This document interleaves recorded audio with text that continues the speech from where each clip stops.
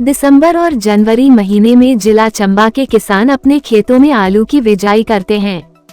जिला चंबा में रबी मौसम में लगभग 120 हेक्टेयर क्षेत्रफल में आलू की खेती की जाती है। ये जानकारी देते हुए उप कृषि निदेशक जिला चंबा डॉक्टर कुलदीप धीमान ने कहा कि रबी मौसम में आलू की खेती मुख्यतः विकासखंड सलूनी, तीसा व चंबा में की जाती है। इन विकास खंडों के मुकाबले अन्य विकास खंडों में आलू की खेती के अंतर्गत क्षेत्रफल कम है। रबी मौसम में जिला चंबा के विकास खंड सलूनी में सबसे अधिक लगभग 80 हेक्टेयर क्षेत्रफल पर आलू की खेती की जाती है। डॉक्टर धीमान ने कहा कि इस वर्ष जिला चंबा के लिए कुफरी ज्योति किस्म का 1750 क्विंटल बीज आलू मंगवाया गया है। हिमाचल सरकार द्वारा बीज आलू का मूल्य भी तय कर दिया गया है और कृषि निदेशालय द्वारा जिला चंबा के लिए मांग के अनुसार बीज आलू का आवंटन भी कर दिया गया है। दिसंबर और जनवरी के महीनों में जिला चंबा में आलू की फसल की बिजाई की जाती है।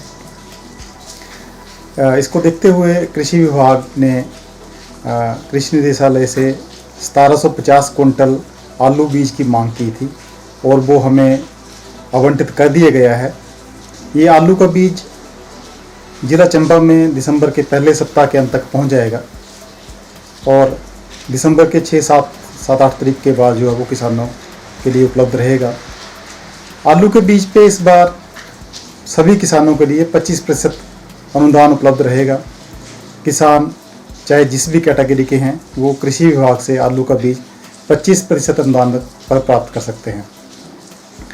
अभी आज बारिश हुई है 30 नवंबर को, तो किसानों को मैं सलाह देना चाहूँगा कि जब तक आलू का बीज कृषि विभाग में आता है उससे पहले वो खेतों की जुताई कर लें, खेतों को बिजाई के लिए तैयार कर लें और जो खाद है आवश्यक वो भी उसका भी प्रबंध कर लें ताकि बिजाई के समय फिर उनको कहीं और भागना ना पड़े। आलू का बीज जो अभी आ रहा है कृषि विभाग में वो कुफरी ज्योति किस्म का बीज आएगा। लाहौल का इसमें लाहौल स्पीति में आलू के बीज को तैयार किया जाता है और ये मनाली जो वहाँ पे इनकी फार्म्स हैं उनके माध्यम से हमारे पास पहुँचता है। तो इस आलू का बीज अगर किसी एक बीघा में किसी किसान ने बिजाई करनी है तो उसको 2 क्विंटल आलू की आवश्यकता पड़ती है। ये आलू का बीज किसान लगाने से पहले खेतों की तैयारी करें।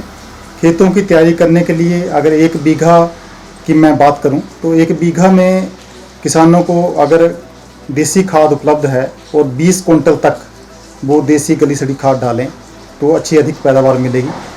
इसके साथ जो दूसरी खादें हैं यूरिया उसका प्रबंध कर लें। 1 बीघा में 20 किलोग्राम यूरिया डालना पड़ेगा, 40 किलोग्राम 12-32-16 जिसको इको खाद बोलते हैं वो डालनी पड़ेगी और 8 किलोग्राम म्यूरेट ऑफ पोटाश खाद डालें तो जो भरपूर पैदावार है जो इस वैरायटी से मिल सकती है वो मिलेगी किसानों को।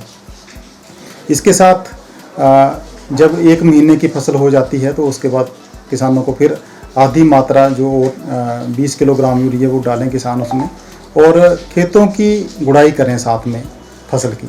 कई बार ऐसा होता है कि बारिशें बीच में रहती हैं और पहली गुड़ाई से पहले बहुत सा घास उस फसल में आ जाता है, तो उसके नियंत्रण के लिए भी जो खरपतवारनाशी दवाइयाँ हैं वो उपलब्ध हैं।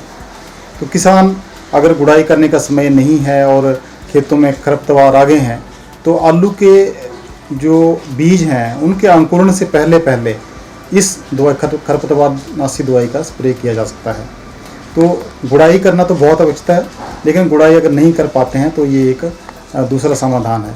तो इसलिए मैं किसानों को एक बार फिर से ही सलाह देना चाहूँगा कि जैसे कृषि विभाग में बीज आने के लिए भी 1 सप्ताह का समय है, लेकिन बारिश हो गई है, खेतों की तैयारी शुरू कर दें।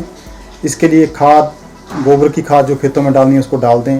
जो दूसरी खादें मैंने अभी बताई हैं उनको भी खेतों में डाल के मिक्स करके बिल्कुल तैयार कर दें और फिर वहाँ पे खेतों में जो आलू का बीज है वो पंक्तियों में लगाएं।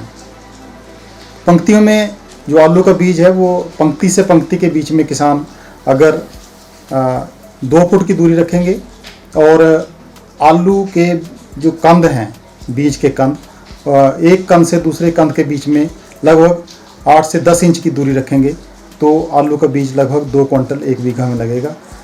उसके लिए फिर अपना जितना भी बीज की मात्रा लगेगी उसकी आंकलन कर लें और कृषि विभाग से ये बीज 25% अनुदान पर प्राप्त करें।